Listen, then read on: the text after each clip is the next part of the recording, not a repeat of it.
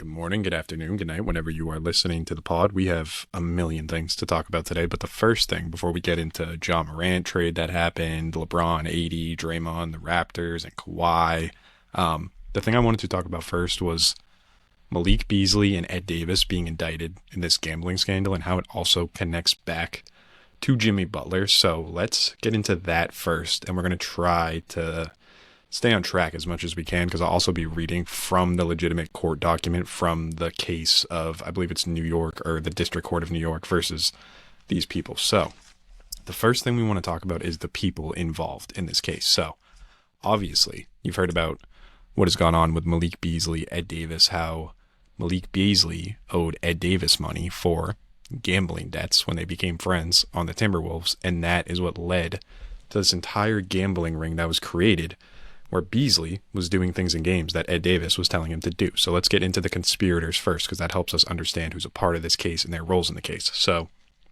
the first person we want to talk about is Robert Gordodetsky. When I looked him up at first, it came up as a Russian puppeteer. I'm not even kidding. He wasn't even the first guy who came up. First guy who came up was some Russian puppeteer. And I was like, that's pretty odd, but maybe he's involved in a gambling scandal. But no, he is a celebrity sports gambler / poker player who 6 years ago was charged with defrauding someone out of $9.6 million. That is from CBS Chicago 6 years ago, that article. And his nickname on social media is Big Rob Style. He went to New Trier High School, which is in Chicago. And in December 2017, he's the subject of a USA Today article titled, "Is this the future of sports gambling?" Talking about all the money he's made off sports gambling. So based off that timeline, I would assume he was in high school in the period between like 2012 to 2015, somewhere around there. And where was Jimmy Butler playing at the time? In Chicago. So that ties into where Ernie, Jimmy Butler's best friend, a conspirator in this, Ernesto Placinia, who deleted his entire Instagram and Twitter. He was a huge part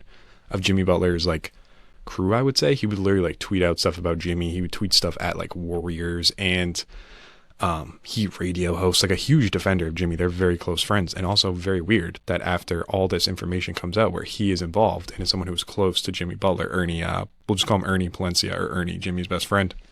He deleted his Instagram, Twitter, everything, and he is involved in this gambling case as well. So Ed Davis comes into play because him and Beasley were also teammates in 2020-21, and at the time, Beasley was racking up gambling debts and borrowed money from Ed Davis to pay off these gambling debts. And now it's all coming back to bite him again with what? Just gambling, more gambling going into it. And it just speaks about the addiction that gambling is, and how somehow he came to the conclusion that the way to pay off his gambling debts was more gambling. Is genuinely insane. So the last person involved, or the second to last person involved in this as a conspirator, is Paulo Zamaro, who is just a crappy NBA agent. He, with all due respect to the players he represents, he represented Ed Davis on and off, was the quote, in his NBA career, which is weird in the first place. And his client list right now is Chibozo Ogbo, Cy Chapman, Camden Hyde, Rodney Stuckey, who's not even in the league, Seth Cundy, that is a real name, Blake Hinson, Chucky Heckburn, and again, repped Ed Davis just at times, which is already peculiar on its own to have that type of wording. So then there's one more person involved as this, involved in this as well, named William Brown, who is just someone from Nebraska. I couldn't find any information about him besides a Facebook post that might have been him. It might have. I can't confirm, again, because it's such a generic name. But it was something in Nebraska about a scheme where 20 people were arrested for conspiracy betting in college basketball. So I can't confirm that's him, but I might be as well. So I'll have to dive into that deeper, but I don't want to get stuck on that part. So now let's get into the actual court documents and talk about that and how insane some of the quotes are from this, how insane the whole proceeding goes. So try to follow along with me here, because I'm going to read from this, because it's much easier than me writing it down or copy and pasting, because it is pretty clean cut how straightforward this was. So first of all, they were using FanDuel and DraftKings to do this, the NBA's two gambling partners that are their biggest sponsors for gambling. So the case is the United States District Court, Eastern District of New York, against Malik Beasley, also known as Bees, MB and 5, William Brown, also known as Willow, I don't know, whatever he wants to go by, Edward Davis, also known as Ed, ED, all capitals, and E. Davis, not very creative with the nicknames here, Robert Gordodetsky, again, also known as Rob, Ernesto Placinia, also known as Ernie, Emi, apparently with an M as well, Ernie P and Ernie P, spelled two different ways, like Ernie from Sesame Street and then Ernie, the Latino or Hispanic version. And then Paulo Zamaro, also known as PZ, who again is the crappy NBA agent. So now let's get into like the actual quotes and the actual proceedings of what happened here. So again, follow along with me here, because the best way is to really just read along on the quotes here and read along on the court documents and see exactly what's going on. So this all starts because, again, Malik Beasley owes Edward Davis money. So the first game where this is going to happen is January 26, 2024. So approximately 1 month prior to that game, Malik Beasley and Edward Davis communicated via text message. Davis, only way you can beat Vegas is sports betting. Everything else, they got the edge. Beasley, well, yeah, my friend. Beasley, trying to find like $2,000. Beasley, I'll do my best to pay in full on the first. This is mob level stuff.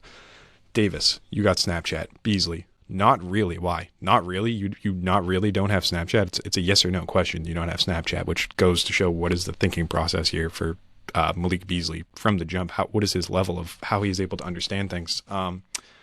Ed Davis, talk to you about some crap on there. Beasley, you can't do it here. Davis, better to talk on there. Davis, we can make some good money. So then, on or about January 25th, the day before the January 26th game, the defendant Malik Beasley discussed via text message whether he would underperform on overall points, 3-point field goals, and or rebound. So prior to that game, Beasley informed Edward Davis that he intended to underperform with respect to rebounding in the game.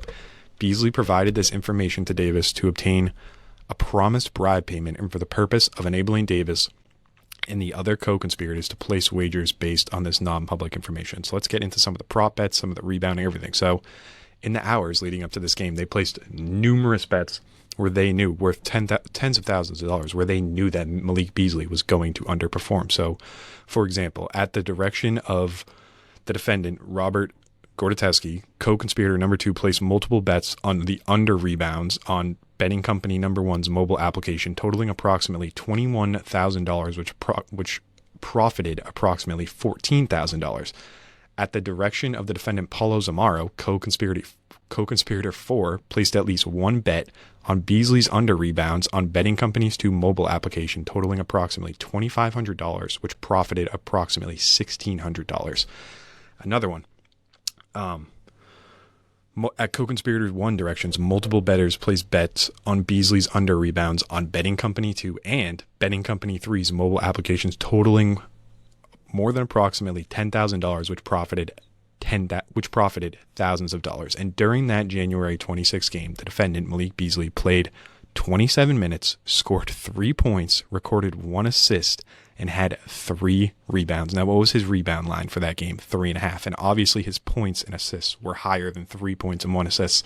He went to the point of not just going under on one stat, but going under on 3 separate stats that allowed them to make money. This is next level. Forget point shaving, underperforming. This is next level stuff, and a huge problem of what is the problem with prop bets and the problem with sports betting, how big it has become. So over the following days, the defendants and their co-conspirators discussed distributed the proceeds of the fraudulent wagers placed on the January 26th game. Again, we are talking about Goodfellas level stuff here with the heist at the airport, with the way they were operating and how they really thought they were going to get away on this. So now let's fast forward to the February 27th game, which you probably saw. I believe his name is Mike Dadino. He made a post about it on Instagram, TikTok, something. But the Milwaukee Bucks played the Charlotte Hornets. And prior to that game, in the 27th game, Ernesto Placenia asked Edward Davis when Malik Beasley would be next fixing his performance.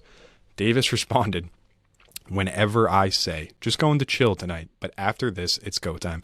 Shortly thereafter, Palencia relayed his conversation with Davis to the defendant, William Brown, adding that it's better for it not to be on TV for us because the February 24th game was a national TV game. So Brown responded, "I agree with that," the person Palencia texted. So prior to the February 27th game, which would not be nationally televised, the defendant, Malik Beasley, informed Edward Davis that in the game he intended to underperform with respect to scoring points and overperform with respect to rebounding.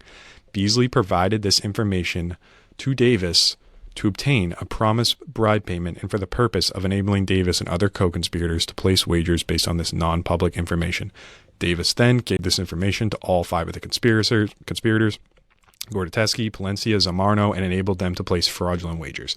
So, again, these bets are genuinely just insane. So, in turn, the defendants and their co-conspirators placed numerous fraudulent wagers totaling tens of thousands of dollars on the defendant Malik Beasley's under points and over rebounds prop bets. For example, at the direction of Robert Gortatski, co-conspirator 2 placed multiple bets on Beasley's under points and over rebounds on betting company 2's mobile application, totaling approximately $25,000, which profited $77,000.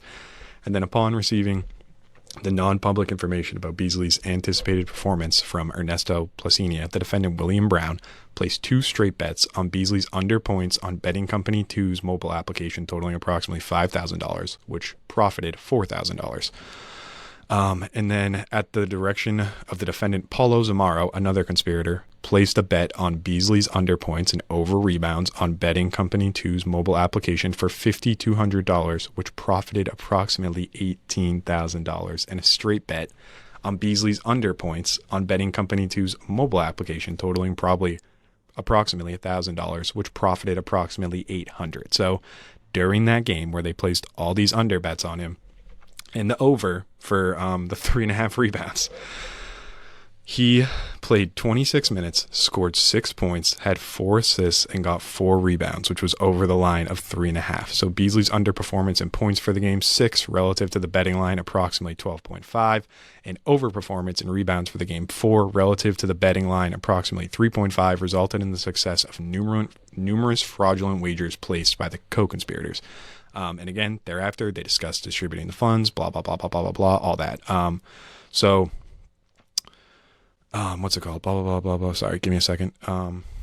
So a lot of here talking about even more, it was fraudulent wages and cryptocurrency, all kinds of things. So now let's move on to the March 10th game. March 10th, 2024, Milwaukee versus Los Angeles Clippers. I'm sorry, this is the one Mike Dadino actually made a post about. But prior to this game, Malik Beasley informed the defendant, Edward Davis, that Beasley intended to overperform with respect in rebounding to this game. So again, same story. All the co-conspirators place a bunch of bets to make money, profiting off him going over this rebound line. So $2,800 to profit $3,500, $2,000 to profit $2,400. So during this game, during the March 10th game, Malik Beasley played approximately 39 minutes, scored 17 points, recorded 1 assist and 4 rebounds. And if you see the video of him in that game, he is doing nothing but hustling around trying to get that 4th rebound at the end of the game in that Clippers versus Bucks game. And again, resulted in the success of many fraudulent wagers placed by the company. So now, after he got this 4th rebound in this Milwaukee game in the final seconds, Ernesto Placinia and William Brown discussed via text message. Again, this is how bright these people are. They just do it right over regular text message. Brown in all caps. OMG, he got 1 rebound with 1.1 second left, fam. No way. He pushed Connaughton out of the way. LMAO. Palencia, show me, dog. Brown, damn, I closed my laptop. I'll try to find it. Palencia, Ed wants to see it.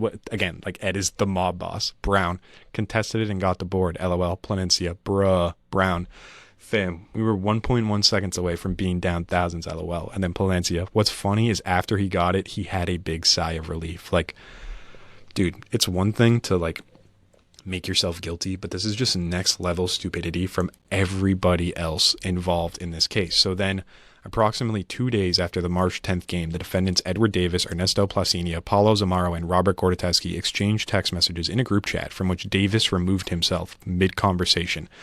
Placinia to Ed Davis. Ed Davis. Yo. Placinia. Crazy how Paulo just ruins everything, huh? You think he'd do that on purpose? Zamaro. I ruined it because I'm getting all the big money, huh? 2 dudes in this chat betting 30 to 40K a game, moving the lines, and you talking about what I'm doing. When the feds come, who they going to care about? Then Ed Davis leaves the group chat. Zamaro.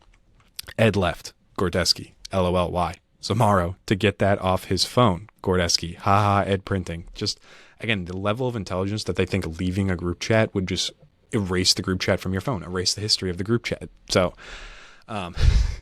anyways, Placinia, Rob, you making insane money. Stop it. You move the lines every time. Gortatski, how did Paulo F it up? Placinia hasn't paid. And then on or about March 21st, the Milwaukee Bucks played the Brooklyn Nets. And based on the information provided by the defendant, Edward Davis, about Malik Beasley's anticipated performance in the game, the defendants and the co-conspirators again placed numerous fraudulent wagers on Beasley's under-rebound prop bets. However, Beasley failed to perform in the March 21st game as planned, and as a result, the bets lost. So following the March 21st game, the defendant, Ernesto Placinia, demanded that the defendant, Edward Davis, either compensate the co-conspirators monetarily for their lost bets on the game or arrange for the defendant, Malik Beasley, to performance fix in future games so that they could place additional fraudulent wagers on his props. While Davis initially agreed to do the latter, following reports that then NBA player Jontay Porter was under investigation with a similar performance fixing scandal, Davis backtracked on his promise. Thereafter, the defendants and their co-conspirators took various steps to further the scheme and conceal their involvement in it. Among other things, the defendants Ernesto Placinia and Paulo Zamaro discussed circumventing the defendant Edward Davis and contacting the defendant Malik Beasley directly to solicit his continued participation in the scheme.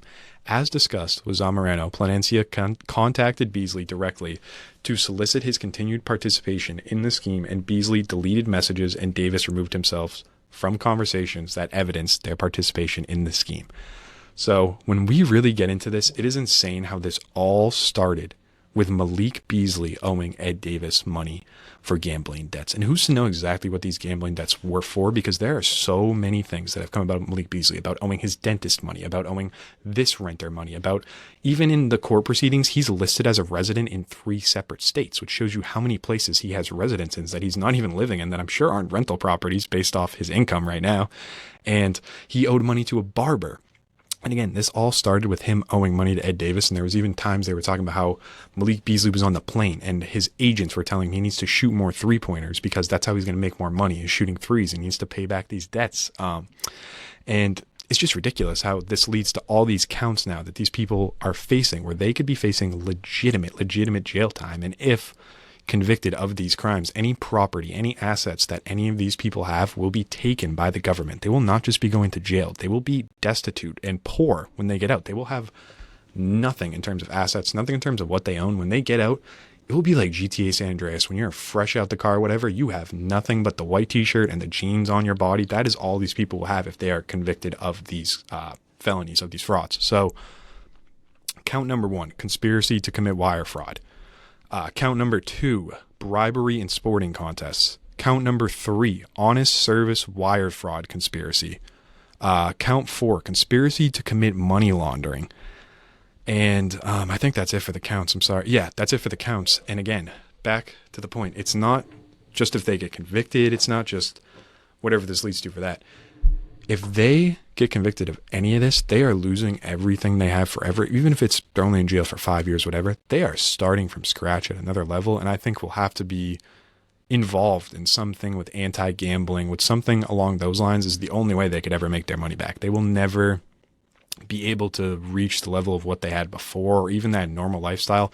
Do you really think there's some world where Malik Beasley gets out of jail and he's working at Walmart? I don't think it happens. Same thing with Ed Davis or anything like that. But at this point, this is mob level RICO conspiracy, and the government does not mess around about this stuff, especially when it comes to their money.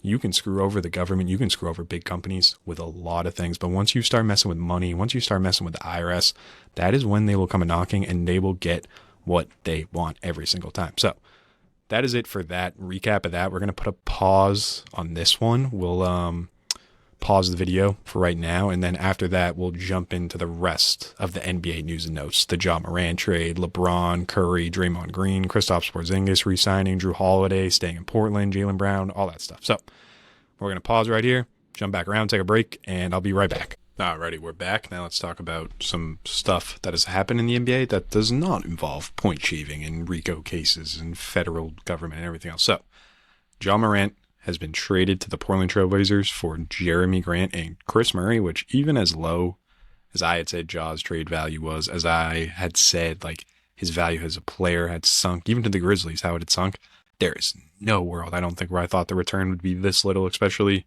someone in Jeremy Grant, who the Blazers have been trying to get rid of forever at this point. And I've seen some people in Blazers media say, like, this is comparable to when the Trailblazers made a move like back in the Jailblazers day. But that is a discredit to Ja, regardless of what has ever happened with him. He has never been arrested. He has never had anything happen with the actual, like, the government, law enforcement, anything. Everything he's had has just all been basically work infractions. He's not someone who's been to jail. When people say, oh, he's just a kid from the suburbs, he is just a kid from the suburbs. That's the point. And everyone needs to stop talking about him as if he's some criminal. The problem surrounding Ja has nothing to do with that. What he meant to the city of Memphis will forever be huge. He had the potential to mean what Giannis meant to Milwaukee, what Jokic meant to Denver, what LeBron meant to Cleveland. I know that sounds insane, but think about the value of bringing just one championship to those cities, or even like a Dirk to the Mavericks type thing. And now that no longer exists as a scenario for Grizzlies fans, and I think that's part of it too. It's not just Ja the player, it was the idea of the Grizzlies finally having this player that they drafted, that they brought in, that was their pick, that they developed, that was their guy, you know what I mean? And now they don't have it and they lost it. I think that's more so what Grizzlies fans are so sad about too, and why they wanted to hold on for Ja for so long, was there was a huge emotional connection there beyond basketball. And when you look at the basketball side of things, Ja has the 1 year where he won Rookie of the Year, which great. Not really an award that defines your career. And then has the one season where he was second team All NBA and they were in the Western Conference Finals or the Western Conference semis. No, I believe it was the semis, and they lost to the Warriors before the Warriors went on to forget who they played in the Western Conference Finals, but before the Warriors went on to the finals to beat the Celtics. And that was the peak of Ja's career in 22-23, and he's not come close to those peaks again. He has never reached those peaks again.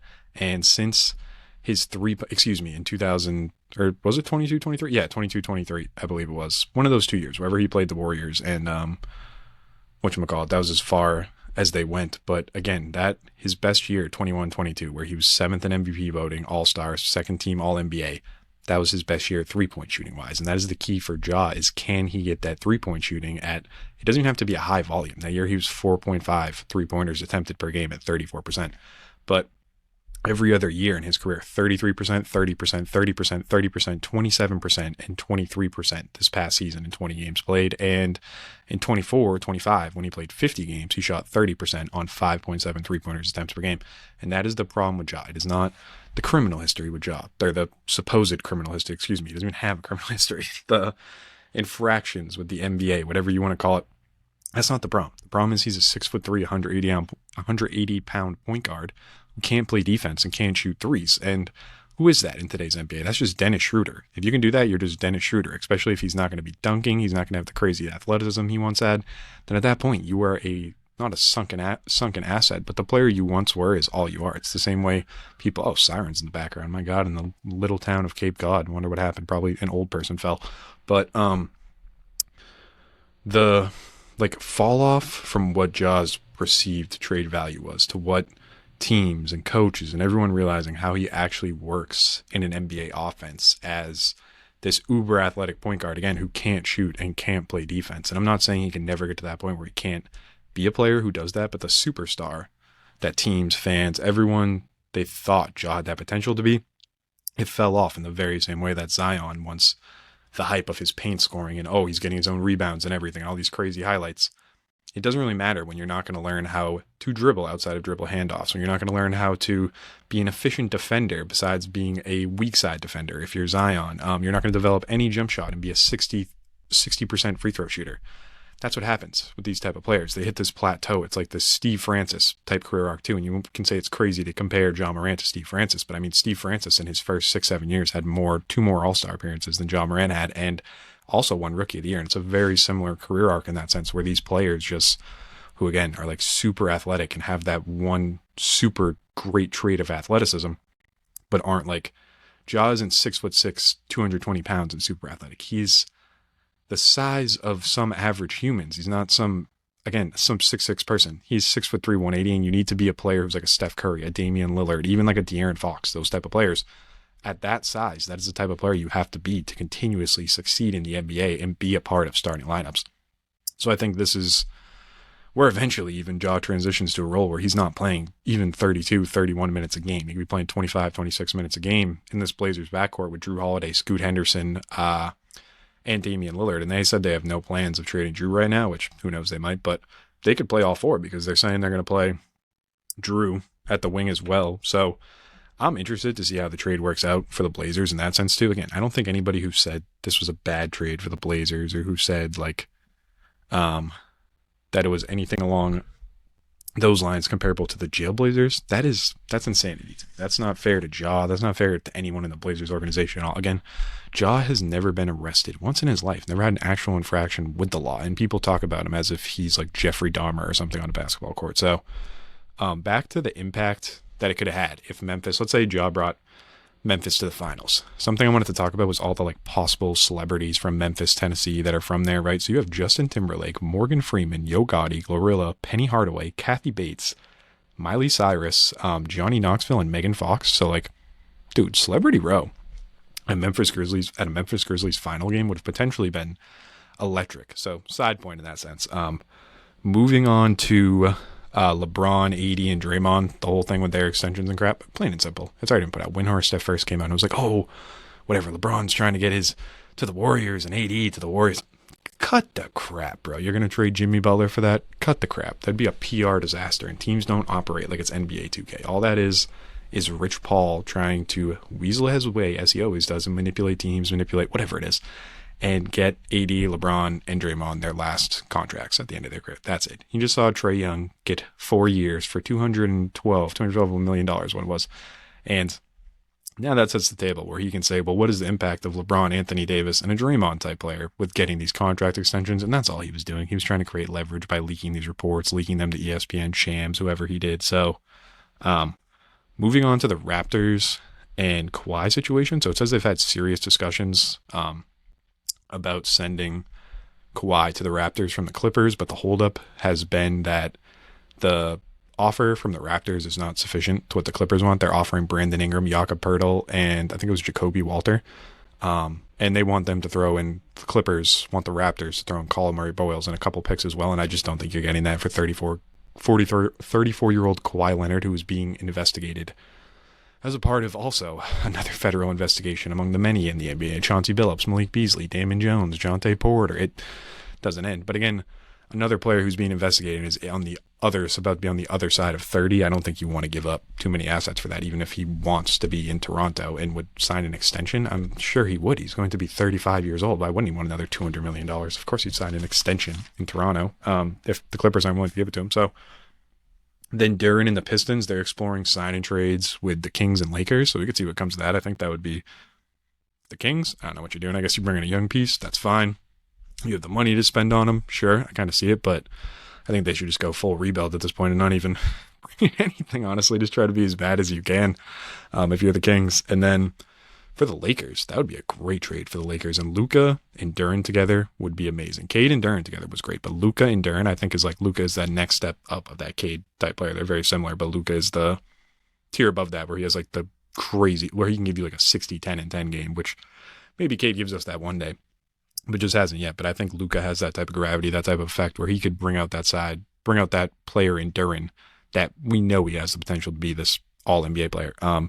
The Heat's potentially losing Norman Powell after extending Wiggins. So they allowed Wiggins to opt in. I won't say allowed, but he did opted into his $30 million player option. I'm assuming he did that also under the assumption that they told him they would give him the extension as well. So the contract ends up being 3 for $64. And what that does is make it very hard for the Heat unless they trade Nikola Jovic to bring back Norman Powell. So a potential team for Norman Powell could be the Bulls, is who I've been hearing he could go to. And then the Heat, if they lose Powell, would want to bring in Beal, Gabe Vincent, or Chris Middleton, one of the three, or maybe all three, I don't know, to replace him or take a shot on them. So that could be interesting to see as well. And I think Middleton back with Giannis would be perfect, especially in terms of making Giannis comfortable in a new situation, giving him someone to when he's on the court. He's like, oh my God, there's Chris. Word, dude. Passes him the ball, can hit a three or something. So then the Warriors re-signed Zinger to 2 for $40 million, Kristaps Porzingis. And again, that's why I think the whole Rich Paul crap, whatever it is, it's just like, if the Warriors wanted to do this, they wouldn't have been making a move yet. They wouldn't have done anything if they really were going to get LeBron James and Anthony Davis to pair up with Steph Curry and Draymond Green and whatever. And lastly, the Celtics and Jaylen Brown situation. So all reports said that the Celtics were trying to shop Jaylen Brown all weekend, and only thing that has happened out of this is Jaylen Brown has just grown more frustrated, and the Celtics keep claiming they would try to like rework the relationship, whatever, bring it. Yeah, I mean, make the relationship better again. I genuinely don't think that's possible. Who I know Jaylen is as a person, I don't know the man personally, but I've been following the Celtics for quite some time, and who I feel like I know Jaylen is as a person. He's not vindictive. He's not a mean person. He's not rude, but he knows his worth and value as a person. And when that is challenged, or when that is like something that's brought up, he's not going to just sit there and fold and be like, yeah, no, that's fine. Like, you guys said, like, I was worth this, and like, I was expendable. I don't want to say that's the right terminology, but that's how he feels in his head as a part of this team. I feel like he feels he's expendable. Here's all the things that are coming out from reported sources from GMs, which is just, that's always shady to me.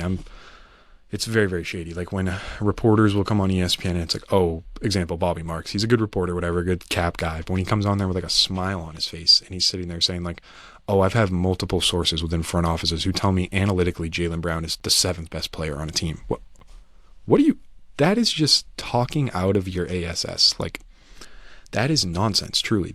I can't think of any other scenario in any other sport even where someone would really say that. Like, oh, analytically, Derrick Henry is actually like the 30th best running back in the NFL. I know he rushed for like 2,000 yards and 20 touchdowns, whatever year, but if you really look at the analytics, he would actually just be the third. Enough of that crap. Like, eye test, whatever it is, stats. I'm sorry, Jaylen Brown, there are so many teams who whoever that scout was, whoever that source was, again, I feel like that was a leak. There are so many teams who would want Jaylen Brown to be their second or third or even their best player any day. There's no way. Whoever said that, it's just something to try to devalue Jaylen Brown in terms of either the trade market, in terms of future contract. I don't know everyone has their own agendas, but again, if I am Jaylen Brown, who I think Jaylen Brown is, all this, whatever the phrase is, I would not want to come back to Boston. I would not want to be a part of this team after all this. I would want my own team. And it's, again, nothing vindictive, nothing rude. It's at that point, you just want to move on from a situation. Imagine if a job treated you like that. You would want to be done, cut, over with. And it's better for both sides at this point to just be done. So, no clue what'll happen with Jaylen Brown's situation. Because again, they're in no rush. He's signed right now. And the big thing is whether or not a team is willing to give him that extension that'll pay him upwards of $334 million, possibly more depending on incentives, which won't be as much when the max contract in 2031 is like $78 million is the starting for a max. But still, you don't want to be paying 34-year-old, 35-year-old Jaylen Brown $67 million. Or some teams are thinking that way. That is the thought process. So that'll do it right now for that. That'll wrap it up for this long pod. If I missed anything NBA-wise, leave a comment, leave something, don't matter, on YouTube, TikTok, Instagram, whatever, and we can talk about it in the comments if I missed something. There's been so much going on NBA-wise. It's so hard to keep up with. Every time I go to make a post, I'm like, oh my God, dude, there's more stuff. It does not end. In the best way, I love it. But it's like you get the tiniest break from the NBA and then just boom, boom, boom, boom, boom, boom, boom. The news cycle is truly endless now. So thank you guys for listening. At From the Bench Basketball on TikTok, on Instagram, the YouTube, at From the Bench Basketball 36, and From the Bench Basketball is just a channel name. Other than that, on Spotify, From the Bench by Corey Campina, on Apple Podcasts. So thank you guys for listening. Thank you guys for supporting. Thank you guys for tuning in. Have a good afternoon, good morning, good night, whenever you're listening, and I'll talk to you guys soon. Bye-bye.